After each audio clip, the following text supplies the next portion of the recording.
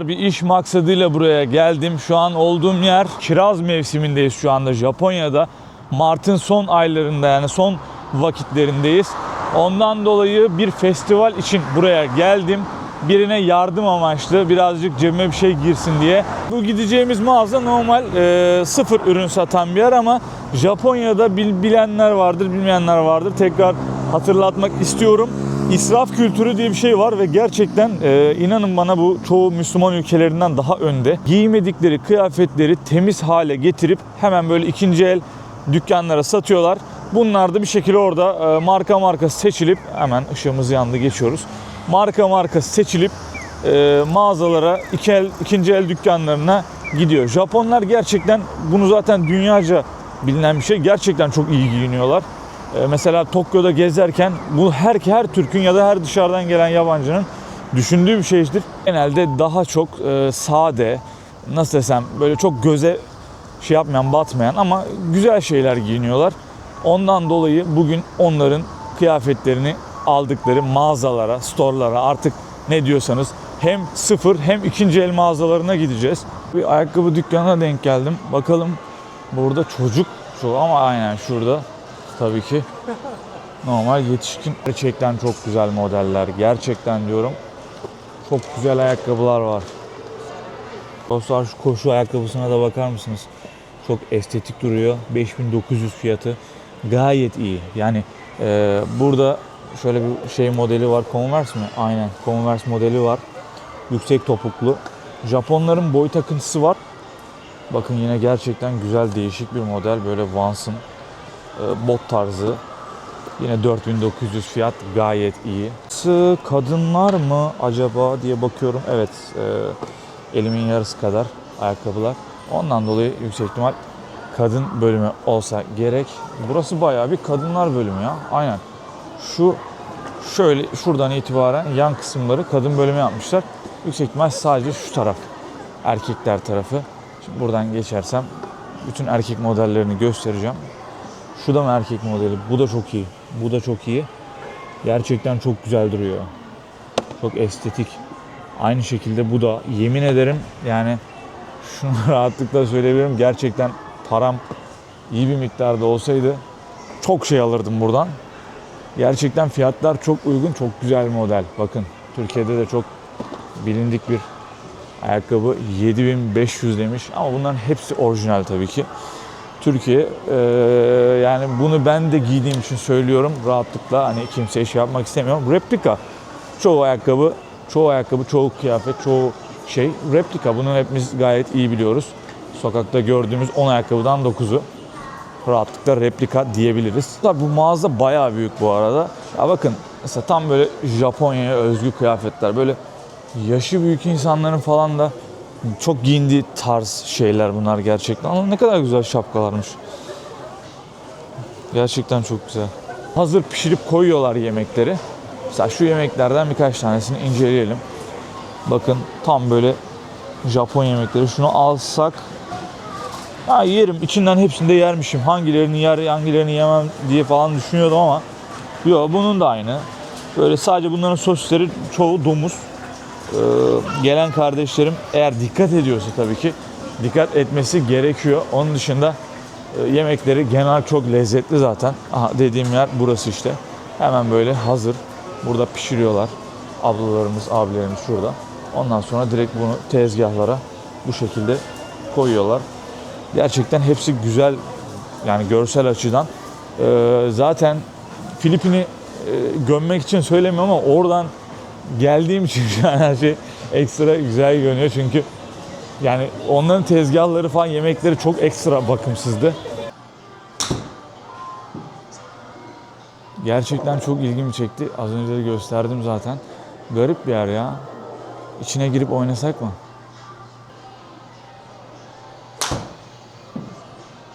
Bir golf kültürü var anlamadığım bir şekilde. Çünkü normalde bu Amerika'ya ait bir oyun diye biliyorum hatta. Yani bayağı burada da hatta birkaç Türk'ün de söylediği bir şey. Yani bu eski olayları düşününce falan Japonya'nın golfe olan sempatisi gerçekten biraz bana garip geliyor. Bilmiyorum yani. Böyle yemek fiyatlarını da göstereyim size, bakın. Ufak şu tatlı Biliyorsunuz zaten ya, ben 690, 590, 590 çocuk menüleri falan da var. O fiyatlar çok abartı mı bir Japon için? Kesinlikle abartı değil. Hatta çok normal bir şey. Japonlar yemekleri de çok seviyor bu arada zaten. Sürekli böyle yemeği seviyorlar. Çok da fitler aynı şekilde. Nasıl başarıyorlar bunu da bilmiyorum. Dünyadaki o popüler kıyafet markalarını çok fazla tercih etmiyorlar. Bakın mesela şu ileride göstereceğim dükkan Swain diye bir dükkan. Şuradaki ABC Mart. Onun yanındaki full Japonca yazılı. Yani çok fazla işte Emporio Armani'dir, Moncler'dir, odur budur. Çok fazla şey yapmıyorlar. Genelde kendi markaları. Dostlar, video çekmeme izin vermedi abimiz. Çok güler yüzlü bir şekilde söyledi bunu, sağ olsun. Böyle hayra can feda. Yan tarafa geçelim. Oradan da bir izin isteyeceğim. Bakayım. Burası izin verdi ama burası da full ayakkabıymış ya. Zaten ayakkabıları aşağıda bir kısım çektik. Bir şeyin üzerine çok fazla yoğunlaşmayı da sevmiyorum. Sadece şöyle bir New Balance modellerini göstereceğim burada. Bak, bu kadın modelmiş sanırım. 7200. Buradan genel olarak yola çıkabiliriz işte bu fiyatlardan. Japonya'daki fiyatları da bu şekil anca ele alabiliriz. Bakar mısınız? Gerçekten çok şık bir kıyafet reyonu. Şapkalar da çok güzel açıkçası. Ben bu tarz nostaljik böyle şapkaları çok seviyorum. Şeyler de çok güzel geldi ya gözüme. Bayağı iyi.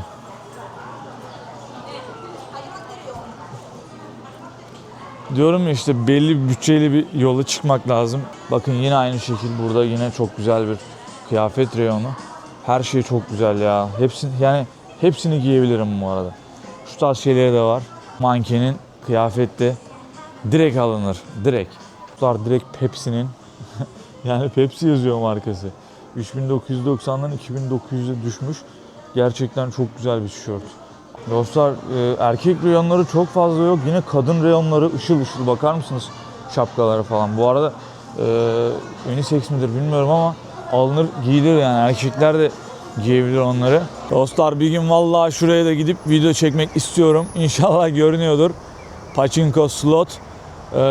Yani büyük yerlerde içeride izin vereceklerini çok fazla sanmıyorum ama küçük yerlerde mesela o Tokyo'daki asansörler var. Oraya daha gidip video çekemedim. Bir tane binaya giriyorsunuz. İlk katı internet kafe mesela. İnternet kafeye girdikten sonra örnek veriyorum nasıl oluyor? Mesela birinci kat internet kafe. Sonra asansöre gidiyorsunuz, bakıyorsunuz ikinci kat kıyafet dükkanı. Üçüncü kat pachinko slot salonu. Dördüncü kat mikrofon, işte bu karaoke yaptıkları yer falan. Yani o binalara girin, var ya, binalardan ne çıkacağı belli olmuyor. Rastgele bütün katları gezin. İşte ne bileyim, yani çok aklınıza gelemeyecek şeyler de mevcut. Konudan bağımsız ama bir şey söylemek istiyorum. Japonya'nın yolları, evleri, dağları, taşları gerçekten çok güzel. O verdiği vibe çok güzel daha doğrusu. Bundan önce Japonya'ya böyle merakı olan bir insan değildim. Baktığınızda mesela şimdi videolarda görüyorum, gençler, küçük kardeşlerimiz sürekli noodle falan yiyip sadece Japon yemekleri, işte onların kıyafetlerini, şarkılarını falan çok şey yapıyor. O tarz bir merakım yoktu. Ona rağmen mesela Japonya'ya geldiğimde hiç beklemediğim bir şekilde Japonya'ya hayranlık duydum. Burada gerçekten çok hoşuma giden bir kültürleri, bir hayatları var. Bundan dolayı bunu rahatlıkla söylüyorum. Yani vicdanım rahat bunu söylerken. Japonya'ya en ufak bir merakı olan birinin bence kesinlikle Japonya'ya gelmesi gerekiyor. Bu yani her şeyden bağımsız Japonya'ya gelip saygı kültürlerini birazcık kendimize empoze etmemiz gerekiyor diye düşünüyorum. Dostlar, bu ablamızı da tanırsınız. Geçen bir Trump'la videosu trend olmuştu. Yani video çekimine izin vermezse hakikaten yıkılırım. Abi soldan solladın ama söyleyeyim sana. Sıkıntı. Hem kadın hem erkek reyonunu göstereceğim. Dediğim gibi yani şöyle bakın, kadın ayakkabıları, bunların hepsi ikinci el. İkinci el ve gayet makul fiyatlar. Mesela şu ayakkabıya bakın yani. Tamamen 500 yen. 500 yen diyor şu ayakkabı için. Aralardan dediğim gibi seçip güzellerini alacaksınız. Bakın mesela şu ayakkabı yine gayet güzel. Yanındaki, sağındaki, solundaki gayet güzel. Kadın çantaları yine burada mevcut. Erkek tarafına da geçeceğim şimdi. Bunlar Japonya'nın geleneksel kıyafetleri. Aynı şekilde şurada. Fiyatlar çok makul. Göstereceğim zaten hepsini. Yine aynı şekilde. Ha, bunların bu arada çok pahalı ürünleri var mı? Var. Zaten birazdan onları da göstereceğim. Ama hepsi ikinci el buranın. Hepsi. Dostlar gerçekten çok tarz güzel şapkalar. Umbro'nun çok güzel bir şapkası. 500 yen. Buranın olayı zaten bu. Çoğu ürün 500 yen abi. Bakın yine tenis şapkası mı derler buna, ne derler? Şöyle takıyorsunuz. Buraya geliyorsunuz. Bakın yine bunlar da ikinci el. Aha, direkt size kusurunu göstereyim. Mesela şura harflerin ora. Şuradaki şeyler. Uzaktan baktığında çok şık bir çanta. Bakın. Abi hakikaten çok güzel bir çanta bu arada. Çok güzel, kullanışlı bir çanta. İngiliz çantası zaten. İngiliz markası. Fiyatına bakın. Bakalım.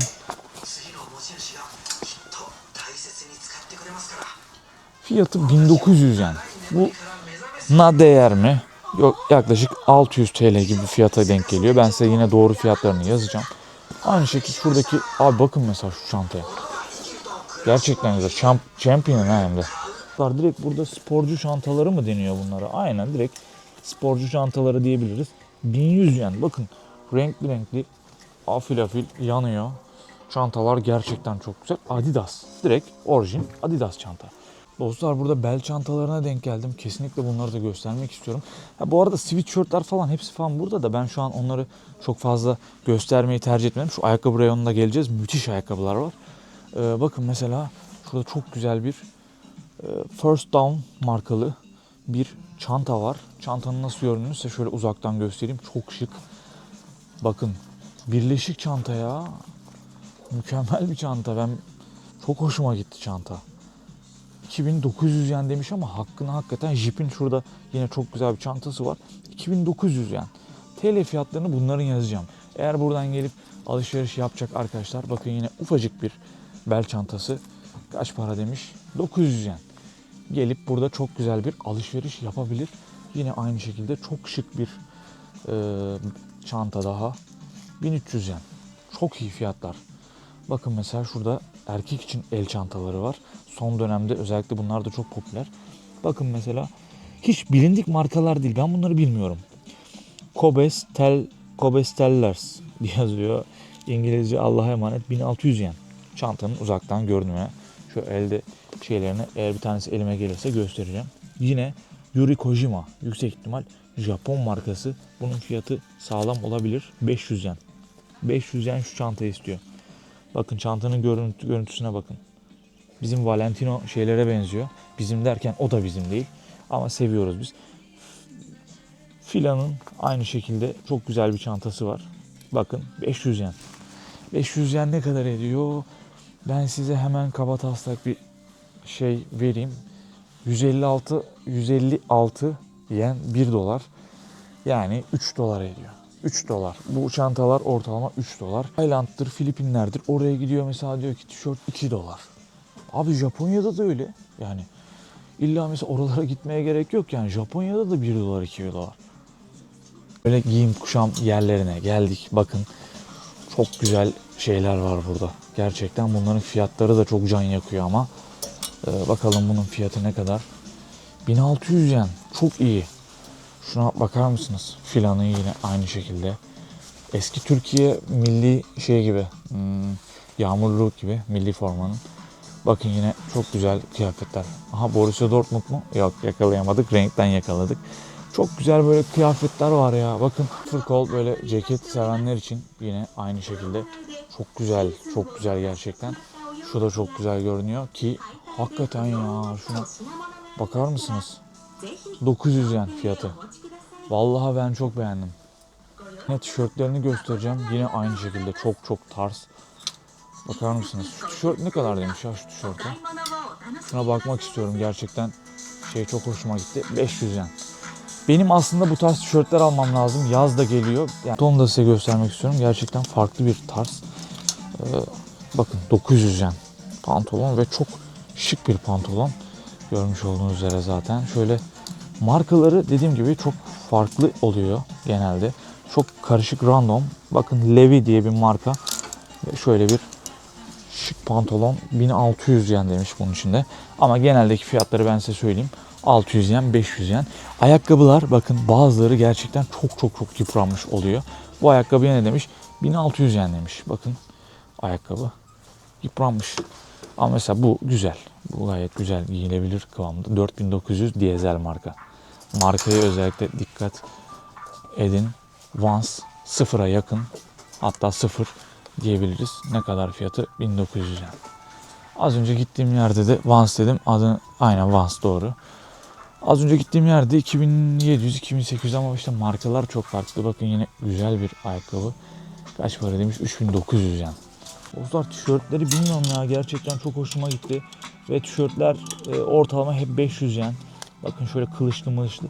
Ya bunları yolda gezenler rahatlıkla alabilir. Dağlı bakın. Şöyle hemen hızlı göstereyim. Hepsi 500 yen ha. Gerçekten çok şık şeyler. Hepsi 500 yen. Yolda gezenler için alınabilir. Çünkü bunlar hafif. Benim hatta çoğu kıyafetimi burada değiştireceğim artık. Az önce baktığınız bakın. Nike'ın mesela. Böyle bakın el cüzdanları da var. Oh elim lan battı ha, acıdı yani. Göründüğü gibiymiş. 500 yen. Ondan sonra şu tarz çantalar var. Elinizde şöyle tutabileceğiniz. Size gösteriyorum bakın. 1300 yen. Ya YouTube'da yemin ediyorum bunu artık alçak gönüllülük yapmayacağım kardeşim. Bu kadar da detaylı gösteren bir kanal olduğunu sanmıyorum. Aha bakın pantolona bak. 2900 yen. TL'sini de yazacağım size. Çok şık pantolonlar. Gerçekten çok şık pantolonlar. Dediğim gibi dostlar sadece bir saniyenizi ayırıp aşağıdan like atarsanız gerçekten çok sevinirim. Yine böyle laptop çantaları bakın 4900, 5900 ama gayet güzel markalar, hakkını veriyorlar. Şöyle ya çiçekli böcekli şeyler çok hoş. Sen ne diyorsun? Sen ne diyorsun? Bakın online satışta da var herhalde bu. Çok güzel bir çanta. No Face'in. 7900 yen demiş ama Backpackers gezgin çantaları da var. Bakın kadın için olsa gerek. Bakalım bunun fiyatına da hemen yerine koyduktan sonra. Ne kadar demişsin buna? Bulmam lazım, seni merak ettim. 8900 lan var ya. Aha. Yine bir Backpackers çantası. Bakın çok büyük. Kaç litresin sen? Buna tekrar bakmak istiyorum. Fiyatı 5900 dostlar. Fiyatı 5900. 30 litre mi? Abi çok büyük görünüyor. 30 değildir bu. Litre yazmıyor. Sadece aşağısında markanın yanında bir 30 işareti var.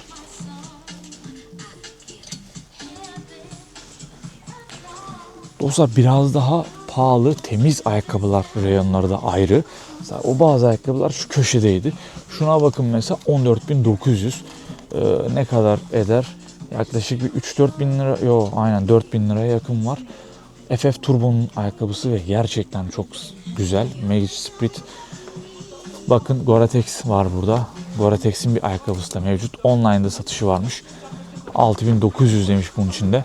Şu tarz formalar falan da mevcut. Bakın az önce bir tane adamın elinde gördüm. Hiç bilmediğiniz ama yani hiç bilmediğiniz takımlar oluyor genelde bunlar. Japon takımları oluyor. Mesela öyle ne bileyim Paris Saint-Germain ya da ne bileyim Dortmund, Schalke'dir, odur budur. O tarz şeyleri falan çok göremiyorsunuz burada. Mesela şunları göstereyim dostlar size. Şu kıyafete bakın. Kilitle bağlamışlar. Bakın ondan dolayı gelmiyor. Şöyle uzaktan size göstereyim. 17.900. Bunu çıkaramıyoruz buradan. Bakın kilidi var. Gördünüz. Burası biraz daha pahalı bir reyon olsa gerek. 3900 aslında çok da pahalı değil. Yine mesela şöyle bir tane sıfır kol ceket 2900 yen. Abi çok farklı tarzlar. Mesela şuna baksanıza, ben bu yakın bir tarz Converse'in şöyle bir şey Türkiye'de görmedim ya, eminim. Güzel yine şu tarz şapkaları falan mevcut. Ya ben şu tarz böyle retro şapkaları gerçekten çok seviyorum. Böyle Japon figürleri falan da var.